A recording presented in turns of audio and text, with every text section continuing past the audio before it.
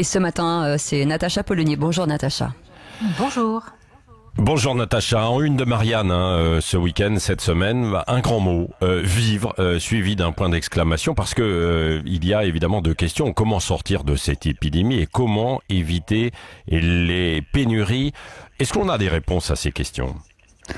Pour la première, même si on est bien d'accord qu'il faut rester très humble, c'est un phénomène dont on a tous eu du mal à mesurer l'ampleur, mais on peut se référer aux chiffres, et les chiffres, ils nous disent qu'il y a des différences majeures entre les pays suivant la stratégie qu'ils adoptent, et ceux qui s'en sortent le mieux, ce sont ceux qui ont mis en place un dépistage massif des populations et un isolement drastique des gens testés positifs. C'est la logique d'ailleurs, et moi j'ai des cas de le SAMU par exemple, qui il y a encore 3 semaines expliquait à une prof qu'elle pouvait retourner travailler avec sa petite toux. C'est absolument ahurissant. Donc le test, la quarantaine et le port du masque généralisé, ça freine l'épidémie, on le voit. Alors nous, c'est pas ce que nous avons choisi parce que les pouvoirs publics nous expliquaient il y a encore 15 jours que les masques, ça servait à rien.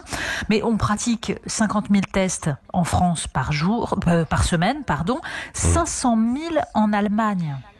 Oui, mais on sait aujourd'hui que c'était une façon aussi de ne pas paniquer les gens face à une pénurie bien réelle de masques.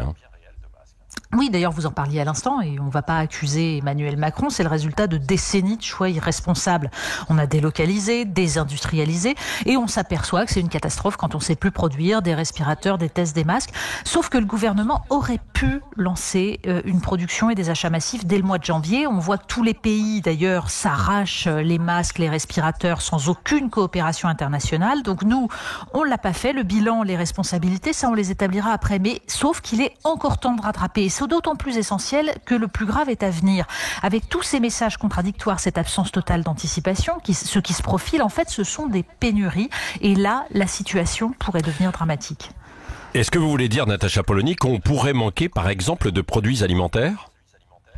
Le problème, et d'ailleurs on le voyait bien avec vos différents invités de ce matin, on ne protège pas les gens, donc ils se mettent en retrait. Et d'ailleurs on leur a expliqué que c'était la seule solution. Même la Poste, vous le disiez tout à l'heure, le service public par excellence, réduit son service.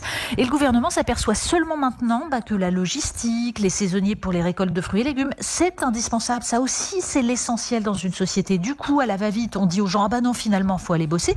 La seule solution, en fait, c'est de les sécuriser. Donc, test et masque. Et le plus vite possible, sans attendre, par exemple, les validations administratives de mise sur le marché pour les futurs tests de l'Institut Pasteur et toutes les procédures interminables pour que ceux qui assurent la continuité du service n'aient pas l'impression de risquer leur peau.